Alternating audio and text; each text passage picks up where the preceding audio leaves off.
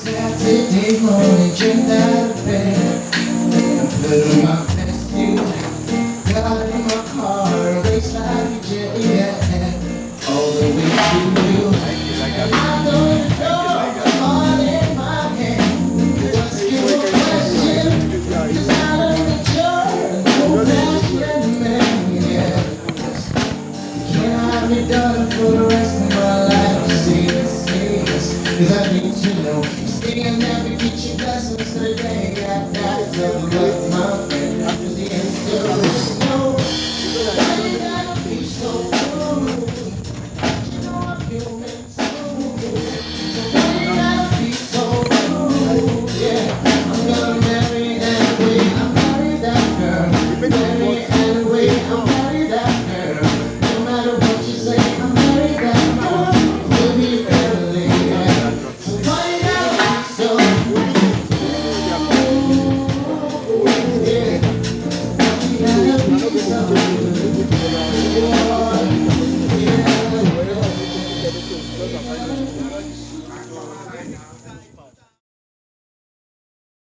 I arrived in Edinburgh in 2010 to start the Masters in African Studies, and somebody tipped me off that there was an interesting professor at the Inogen Centre called David Wield.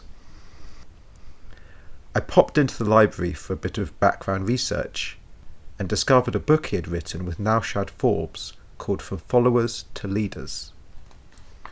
It was all about alternative approaches to industrial development, and one chapter that struck me in particular was all about design innovation as a competitive strength for developing countries. One thing led to another, and within a few years David was my doctoral supervisor. The topic of my research was the relationship between Nollywood and the fabricatory industries in Nigeria. In the first phase, I was embedded in a set building company.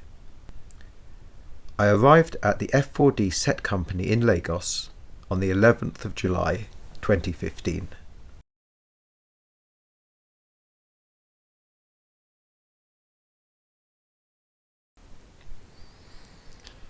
It was an extensive complex.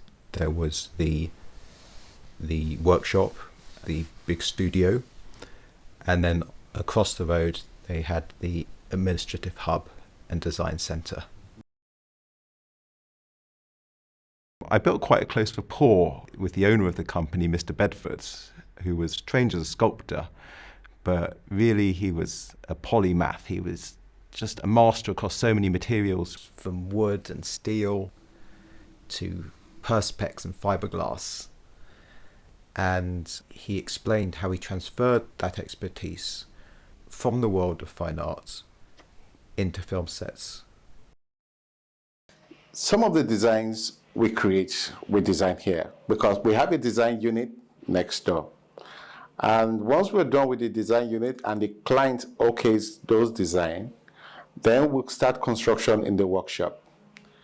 For the big sets, we probably will make use of the studio, but the set elements we need to create in the workshop. And basically, we have all manner of craftsmen that work with us. We have the carpenters, we have the welders, we have the guys with the soft hand, we have printers. And all these guys come together as a unit. We also have the apprentices that are also learning, because we apparently have a dearth of manpower in the industry. So we're constantly training young people to take over those aging hands. We build most of the major sets for most of the format shows in Nigeria. Mm-hmm. We've built sets for the X Factor. We've built sets for the Nigerian Idol, Nigerian Got Talent. We've built sets for Project Fame. It's one of the biggest reality TV show in Nigeria here. Very, very big in terms of followership. We've built sets for cooking shows, like Taste Quest for Unilever. We've actually built sets for even kiddies. We've built quite a number of sets. We're into sets build and construction of studios, and we are the biggest in Nigeria.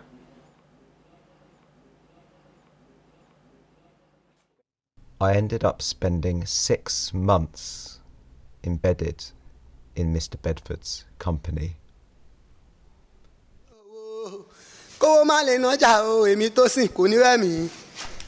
The advent of Nollywood can serve as a window into the emergence of a much larger promotional system in Nigeria. There are 4 main sectors associated with this system. First, printing and artisanal advertising.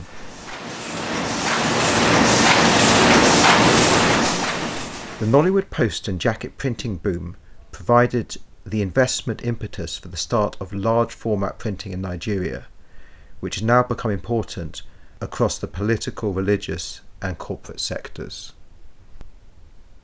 Second, Nollywood has transformed awards and public events.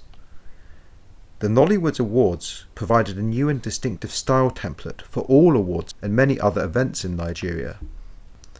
The Nigerian Telecoms Awards, for example, went from being a rather staid affair to a kind of Nigerian telecommunications Oscars filled with Nollywood razzmatazz. Another key area in the promotional system are promotional installations.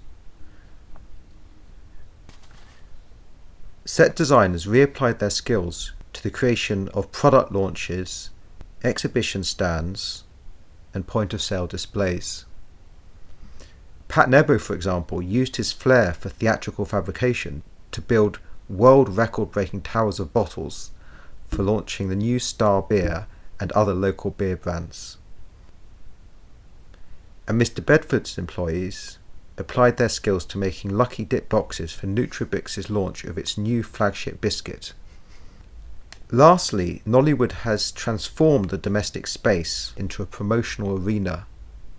In Nigeria, one of the main forms of material accumulation, the giant mansions, have also become entwined with Nollywood. The owners, who are often politicians, welcome the filmmakers into the spaces for shooting. These homeowners use this exposure to enhance their legitimacy in various ways. The filmmaking therefore became integral in the domestic space as a promotional arena in Nigeria. The depiction of the houses also led to a distinctive style of Nollywood house that has stimulated an architectural and interior design boom, especially in the southeast of the country.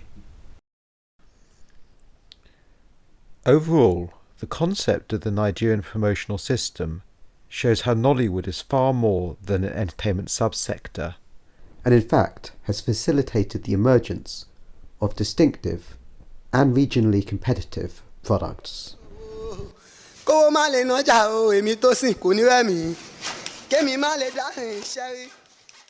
It takes seriously the unique skills of Nigerian craft workers and the role of Nollywood in imbuing these practices.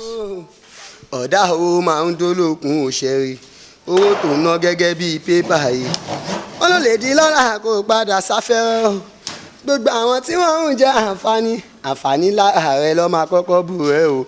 Wọ́n ní ṣe bá ti sọ fún pé kó halẹ̀ kó kọ́lé, ṣe bá ti sọ fún pé kó ní investment o, ṣùgbọ́n live boutique ni o máa wọ̀ lọ raṣọ. Gbogbo history ni o máa wọ̀ lọ jẹun. Wọ́n lè bá fi sílẹ̀ kó mú gàrí díẹ̀. Kàkà kèmí sọ́fà màmá jẹ̀gbádùn lọ. Apá Ọlọ́run kò